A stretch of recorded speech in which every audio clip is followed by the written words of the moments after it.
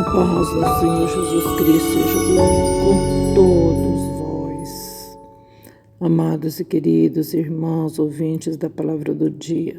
Todos vós sejam abençoados, guardados pelo Senhor dos exércitos. Que desça sobre ti a graça do Senhor. Que o Senhor seja a tua retaguarda. Que o Senhor seja a tua sombra, a tua direita. Glória a Deus. Estarei lendo alguns versículos, não vou estender não. Diz assim, Deus faz um pacto. Está em Êxodo 34. Deus faz um pacto. Deus não está dizendo que o homem está fazendo um pacto. Ele está fazendo um pacto. Diz assim, então disse, eis que faço um concerto. Farei diante de todo o teu povo maravilhas que nunca foram feitas em toda a terra, nem entre gente alguma, de maneira que todo esse povo em cujo meio estás, veja a obra do Senhor, porque coisa terrível é o que faço contigo.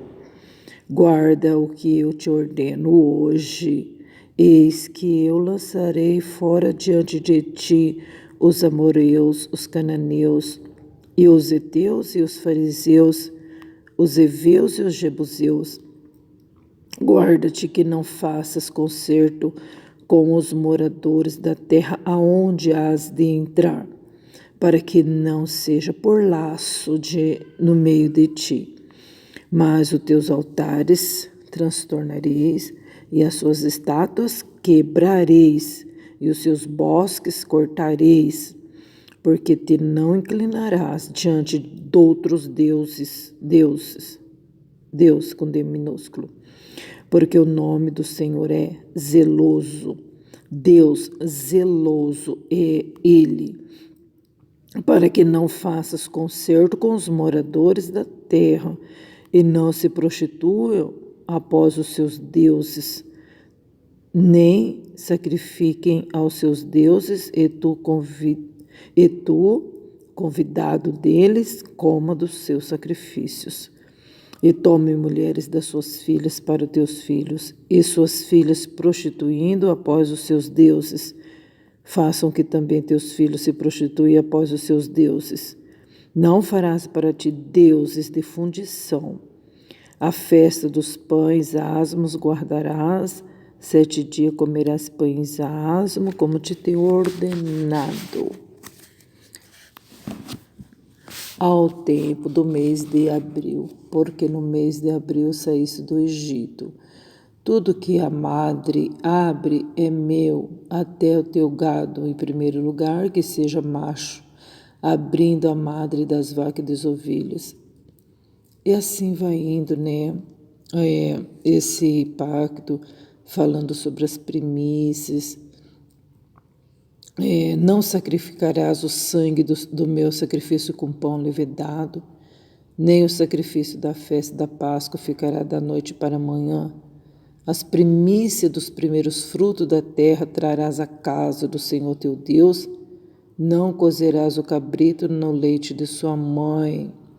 Disse mais o Senhor a Moisés, escreve essas coisas, Moisés, porque conforme ao teor dessas palavras, tenho feito concerto contigo e com Israel.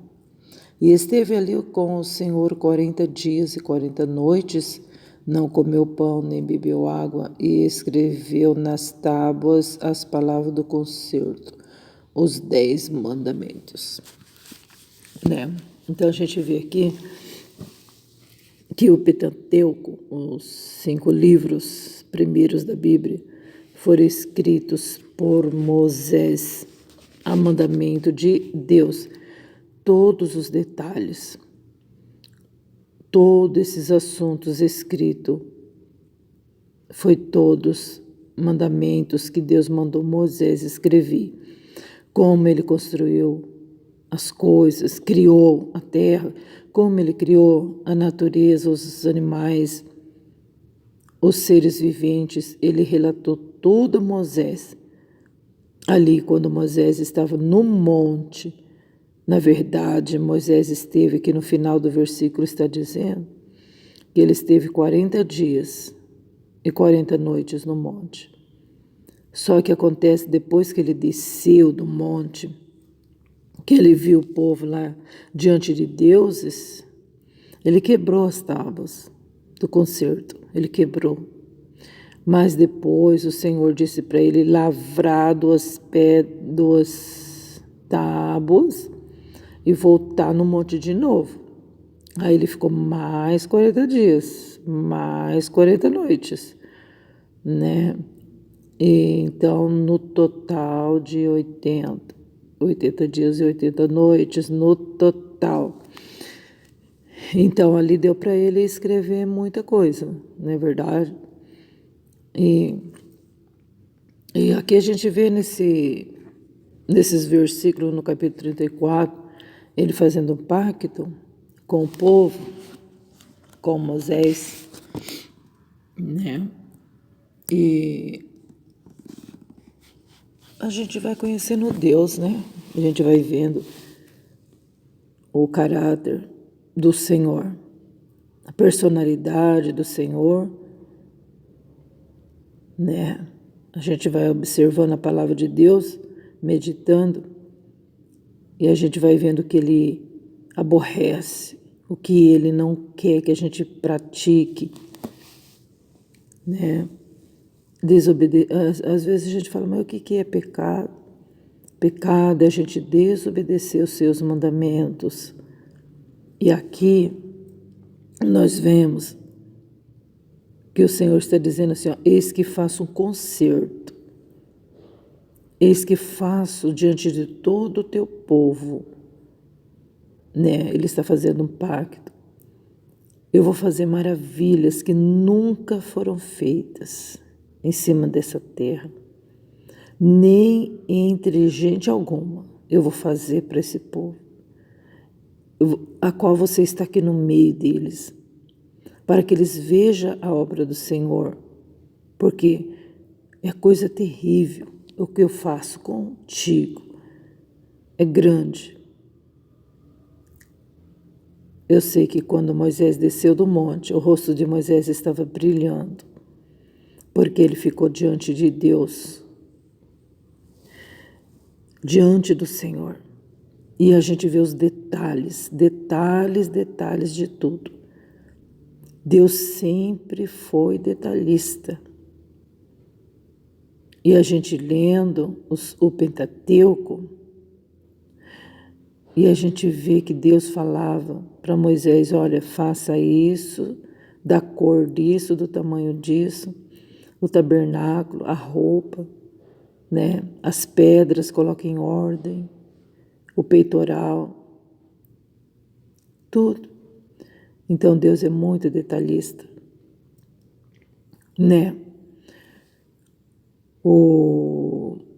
E ele diz assim, eu vou fazer coisa grande, eu vou fazer coisa terrível, Moisés, coisa terrível mesmo, Moisés, né? Eu creio que aqui já era a segunda vez que Moisés estava subindo lá, que as novas tábuas, né? As novas, porque a primeira ele já tinha quebrado. E o Senhor dizendo assim, ó, guarda o que eu te ordeno. Guarda o que eu te ordeno. Ordeno, ordenança, mandamento, ordem. É uma ordem de Deus. Porque o povo hoje, por causa da graça do Senhor, o povo vive de qualquer forma. Eu não quero, eu quero, eu vou, eu não vou. Você está entendendo? É sempre a gente medita nisso. Que a gente vive num tempo em que nós governamos a nossa vida. Ela não é governada pelo Senhor. É nós que governamos. A gente fala que obedece a Deus, mas na verdade a gente não obedece coisa nenhuma. A gente fala que quer agradar a Deus, mas não, Deus que tem que fazer o que a gente quer, Deus que tem que agradar nós. Se as coisas não tiverem do nosso agrado, a gente cai fora. Não é isso? Como que a gente pode falar que agrada a Deus? Como que eu posso falar que eu obedeço a Deus? Se não tá bom aqui, eu mudo para lá. Se não tá bom lá, eu vou para outro lugar. Se não tá bom aqui na cidade, eu vou para outra. Se não tá bom aqui na outra, eu vou para outro país, para outro estado, né? E aí a gente diz: Deus é meu guia, meu protetor. Mas a gente muitas das vezes nunca pergunta as coisas para Ele, para ver se Ele realmente quer que a gente faça isso ou não. E quando outros fazem, a gente fica observando e criticando e falando: será que foi Deus? Será que foi Deus? Você está entendendo?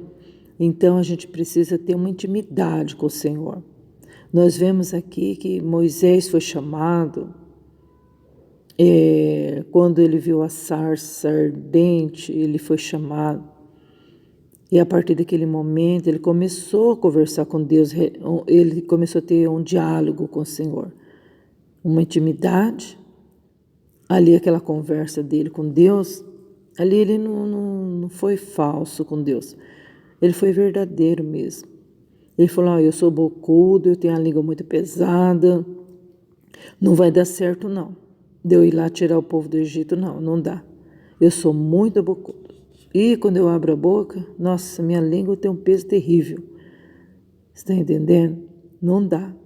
Porque para entrar diante do faraó precisava ter umas palavras certas, né?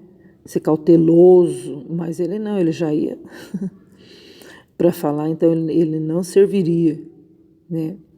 Mas então Deus falou: não, você vai. Qualquer coisa Arão fala por você. Arão é mais manso, né? Mas Deus não chamou Moisés, né? Deus, ele era poderoso para modelá-lo. Então naquela hora ele começou a ter aquele relacionamento com Deus, aquela intimidade. Ele falou para Deus assim: como que o Senhor chama? Qual é o seu nome para mim falar pro faraó que foi o fulano de tal, assim, que me mandou?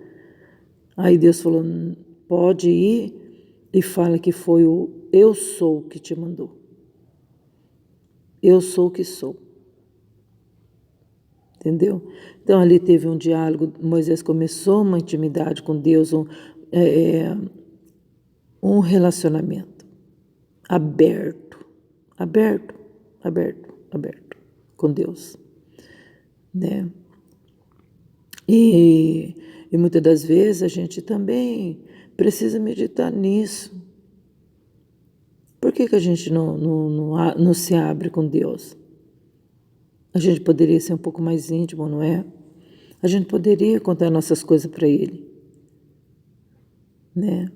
Mas aí você diz assim: eu vou ficar falando sozinho? Não, você está falando com Ele.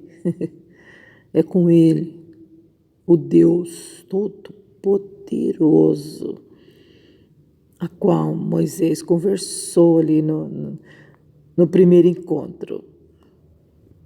E depois foi bom porque ele sempre conversava com Deus e Deus passava para ele as estratégias e o que Deus ia fazer, Deus falava para ele: vai lá, fala para Moisés que eu vou mandar praga, assim, assim, assim. Agora depois dessa praga, vamos dar outra, assim, assim, assim. E Deus conversava com ele o tempo todo, e ele também com Deus.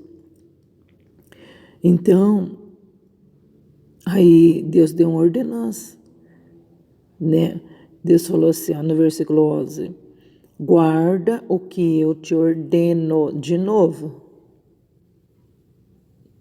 Guarda o que eu estou te mandando hoje. Não é para guardar amanhã, nem daqui a um mês. Não, a partir do mês que vem eu vou fazer tudo certinho. Vou guardar o mandamento de Deus, vou fazer o que Ele quer. Hoje, guarda o que eu te ordeno hoje.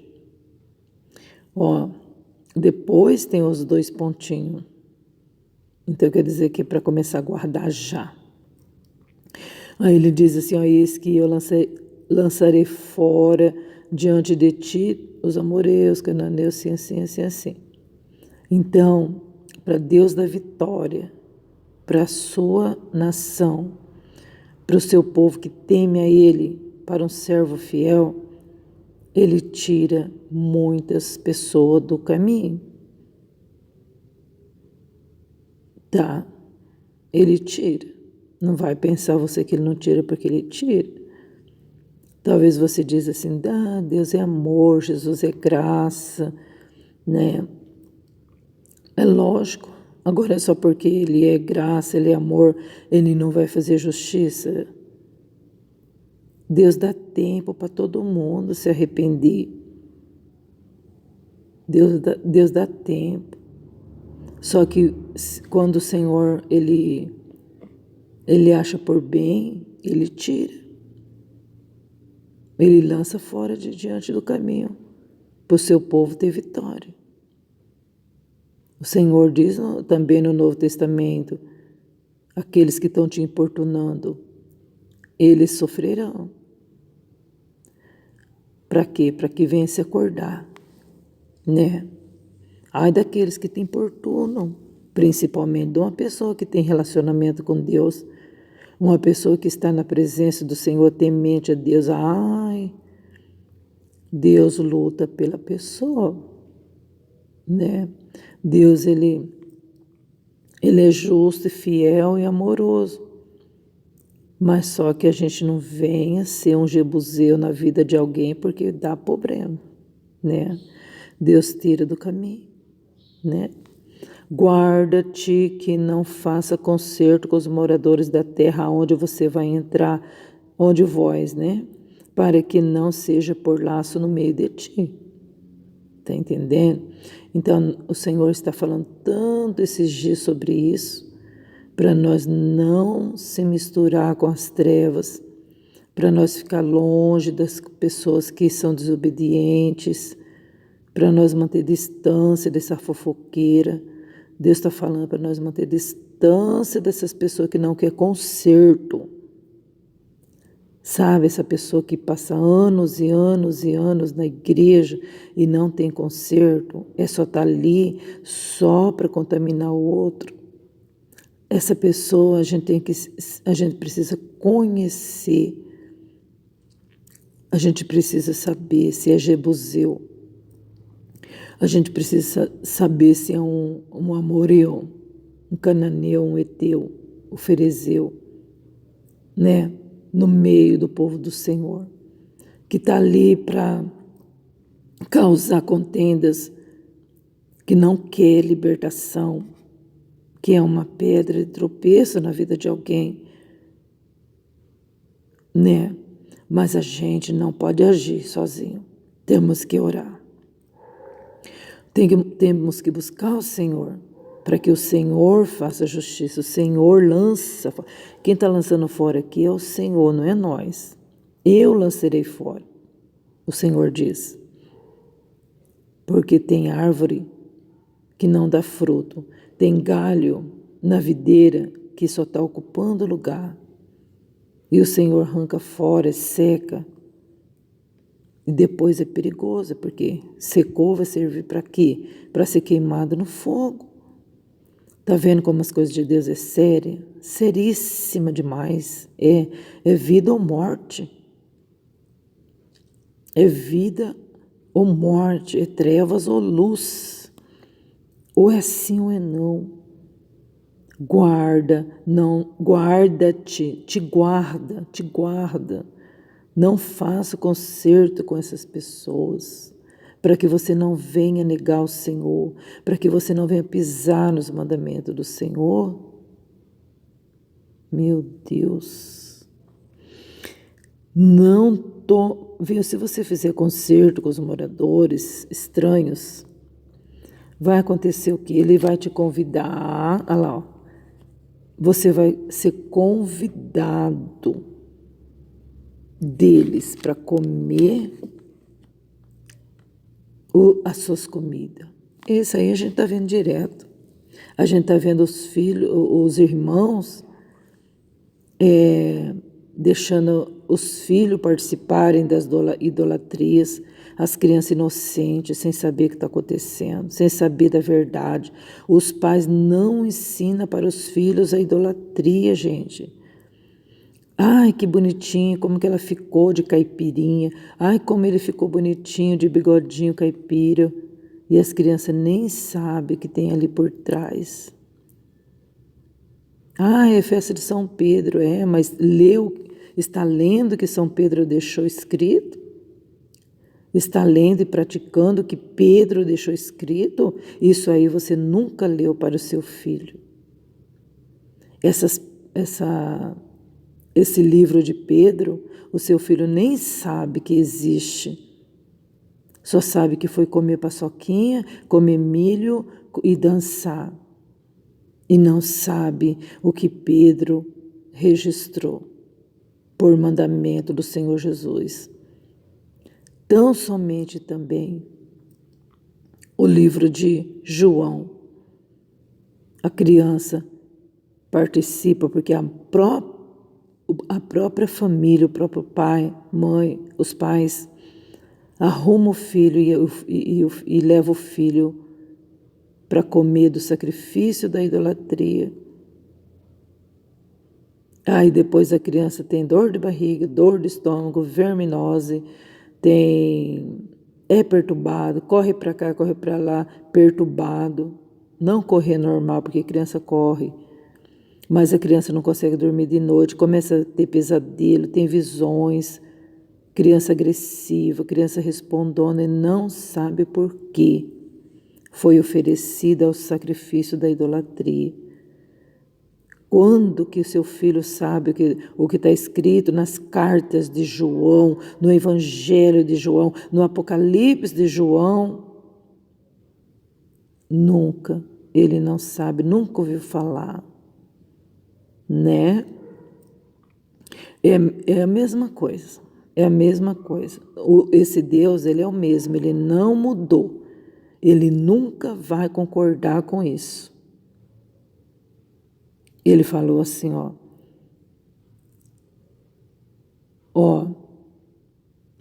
para que tu, convidado deles, coma dos seus sacrifícios.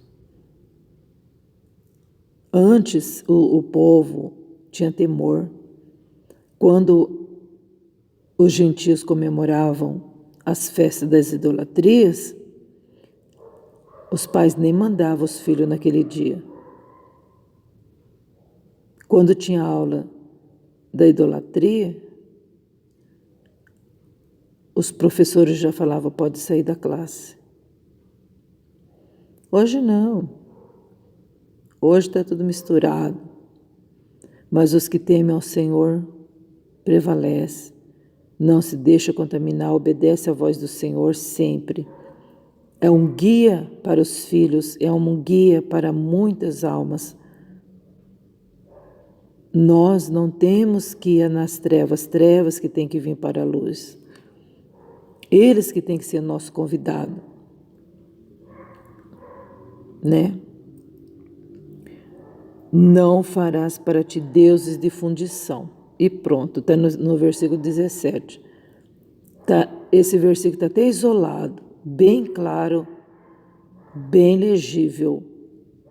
Porque Moisés ficou lá no monte sem comer e sem beber, escrevendo isso aqui, para que hoje as pessoas pisam em cima. Nada a ver, isso é coisa dos antigos. É verdade, Deus é um Deus antigão.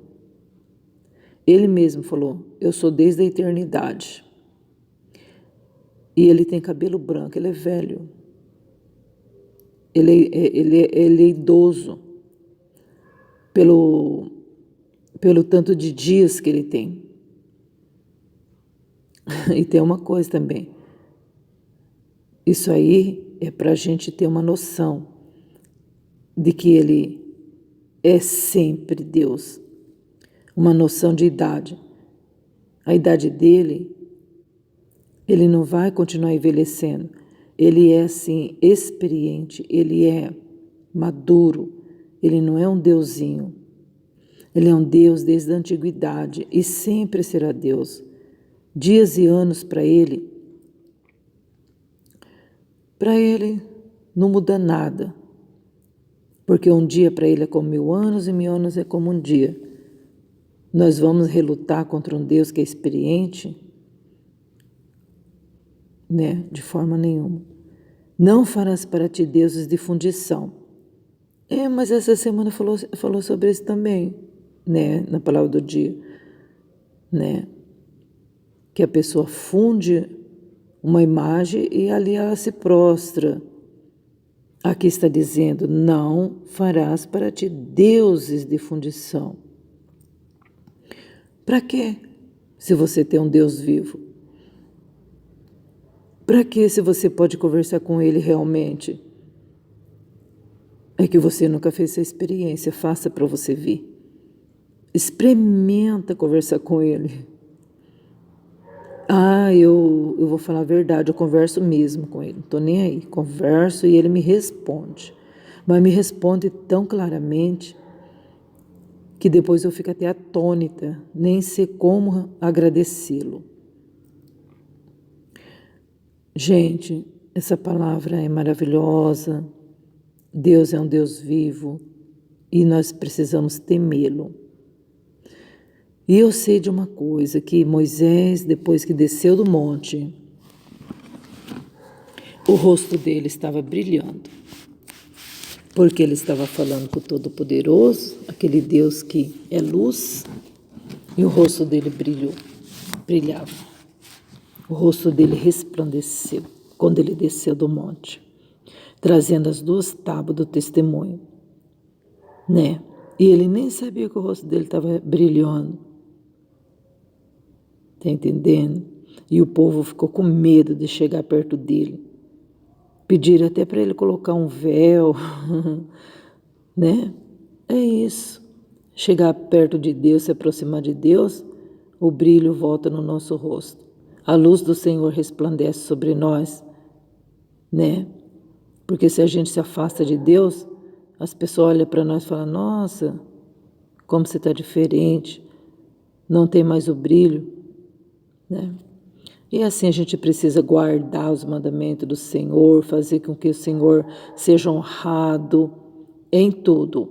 E aqui o próprio Deus pedindo para que as pessoas ofereçam a Ele tudo que é de primeiro, né?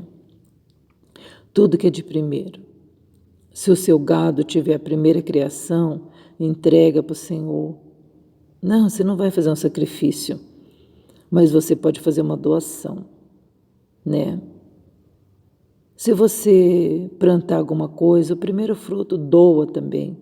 Leva para a casa de Deus. Leva para a casa de Deus, né? Se você vai fazer uma colheita de um trigo, a primeira saca, leva para a casa de Deus. Oferece para o Senhor em agradecimento. Que coisa linda, não, gente? Já pensou que bonito você ir no mercado fazer compra, a primeira coisa que você pegar assim, você fala assim, o primeiro eu vou comprar para me levar para o Senhor, para me doar. Ai, que lindo, né? Se a gente fizesse isso. Mas a nossa fé é tão pequena que a gente fala, nossa, meu dinheirinho está contado, não dá não. Né? Não é verdade? A gente fala assim, nossa, o dinheiro aqui está contado para me comprar só 10 pães. Será que a gente tiraria um para doar para alguém? Ou a gente fala assim, não, eu vou fazer uma compra, eu vou comprar 4 litros de óleo, eu vou doar. Não, eu vou levar lá na casa de Deus. Não, eu vou doar lá no altar mesmo, lá no altar, vou colocar lá. Ai, que bonito que seria, né, se a gente fizesse essas coisas. Mas a gente não pratica as primícias, né? A gente não pratica, não. Não é verdade? Você já pensou a gente pegar e falar assim, eu tenho condições de comprar 2 vestidos, eu vou doar, mas eu vou levar lá na casa do Senhor. Eu não vou doar por mim mesma, eu vou levar lá. Eu vou levar isso aqui lá na igreja. Irmãos, mas é tão bom para a alma, mais a gente fica feliz, mais o coração da gente fica feliz. Meu Deus, a gente ganha o dia. É lindo demais, né? Mas essa prática aqui de primícias a gente fecha muito o coração para isso. Mas vamos ser diferente, né? Vamos fazer as coisas do Senhor, agradar ao Senhor, né? Glória a Deus, fazer a nossa parte. Fique na paz do Senhor Jesus, o justo Cordeiro. Deus abençoe grandemente a sua vida. E vamos fazer o que o Senhor ordenou. Amém? Deus abençoe. Fique na paz do Senhor.